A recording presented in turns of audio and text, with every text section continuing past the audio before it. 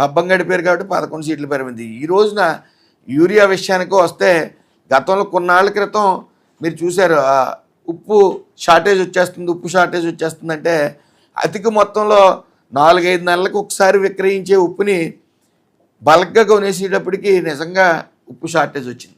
అదే ఫార్ములా ఇక్కడ వాడుతూ ఉన్నారు. మేము సాగునీరు ఇస్తూ ఉన్నాం పుష్కలంగా, దానివల్ల కొద్ది యూరియా ఎక్కువ పడవచ్చు, దానికి పూర్తిగా అంగీకరిస్తాం.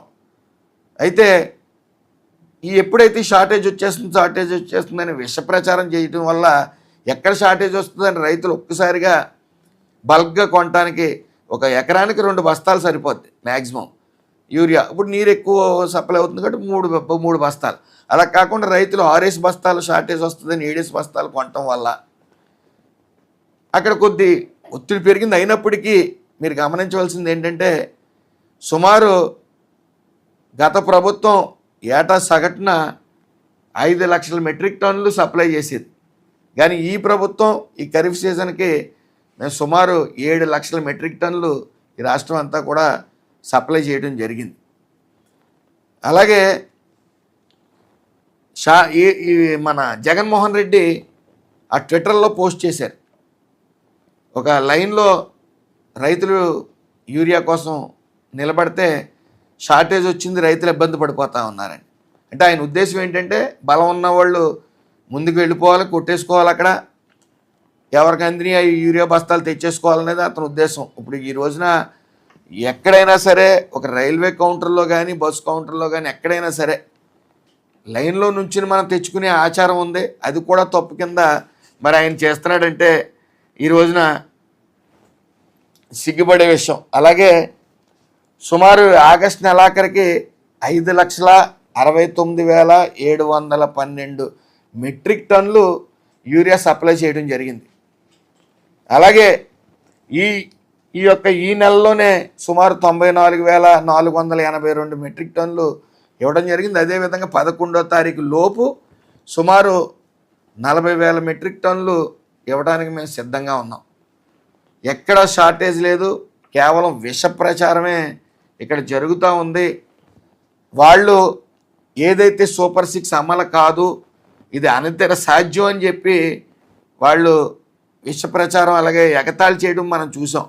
అయితే రాష్ట్ర ఆర్థికాభివృద్ధిని సర్వనాశనం చేసాం, ఎట్టి పరిస్థితుల్లో వీళ్ళు సంక్షేమ పథకాలను ఇవ్వలేరు, అభివృద్ధి అనేది చేయలేరనే ధీమాతో ఉండేవారు. కానీ విజనరీ ఉన్న నాయకుడు నారా చంద్రబాబు నాయుడు గారు, ఆయన విజనరీతో ఈ రోజున సూపర్ 6 సూపర్ హిట్ అవ్వడం జరిగింది.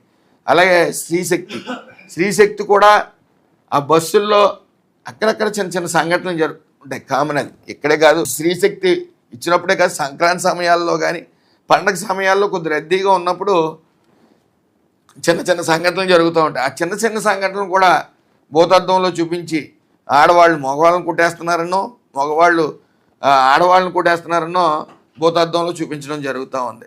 ఏదేమన్నప్పటికీ వైసీపీ నేతలు వాళ్ళు కేవలం విష ప్రచారాలకే పరిమితం అవుతూ ఉన్నారు. మేము ఈ ప్రభుత్వం పూర్తిగా చిత్తశుద్ధితో ఉంది రైతుల మీద, కానీ రైతుల యొక్క సంక్షేమం, అన్నదాత సుఖీబాబు కూడా మేము చెప్పినట్టే 7,000 రూపాయలు రైతుల ఖాతాల్లో జమ చేయడం జరిగింది. అలాగే 3 దఫాల్లో 20,000 కూడా వాళ్ళకి ఇవ్వడం జరుగుతుంది. ఏదేమన్నప్పటికీ రాష్ట్రంలో ఏదో మూల నుంచి ఏదో అలర చేయాలి, ఇక్కడ అలరలు జరుగుతున్నాయి, ఇక్కడ ఇక్కడ పెట్టుబడులు పెట్టడానికి ఈ రాష్ట్రం అంత కరెక్ట్ కాదని చెబుదామనే ముఖ్యోద్దేశంతో ఈ అలరలు సృష్టించాలని, కులాల మధ్య అలరలు సృష్టించాలని, కానీ రైతుల మధ్య లేనిపోయిన అపోహలు సృష్టించి అక్కడ ఏదో అలర చేద్దామని ఏదో వాళ్ళు ప్రయత్నిస్తూ ఉన్నారు. ఏదేమన్నప్పటికీ విజనరీ ఉన్న నాయకుడు నారా చంద్రబాబు నాయుడు గారు, పవన్ కళ్యాణ్ గారు, లోకేష్ గారి కలయికలో పెట్టుబడులు వెల్లువలా వస్తూ ఉన్నాయి, అందులో ఏదైనా సందేహం లేదు. అలాగే ఏదైతే 20 లక్షల ఉద్యోగాలు ఇస్తామని నారా చంద్రబాబు నాయుడు గారు మాట ఇచ్చారో దాని ప్రకారమే ఖచ్చితంగా మాట మీద నిలబడి 5 ఏళ్లలో 20 లక్షల ఉద్యోగాలు భర్తీ చేయడానికి సిద్ధంగా ఉన్నాం. అదేవిధంగా డిఎస్సి ఎప్పుడు సుమారు 1,80,000 మందికి ఎప్పుడు 14 సార్లు ఆయన సీఎం హోదాలో ఉంటే 14 ఏళ్ళు 13 డిఎస్సీలు నిర్వహించడం జరిగింది.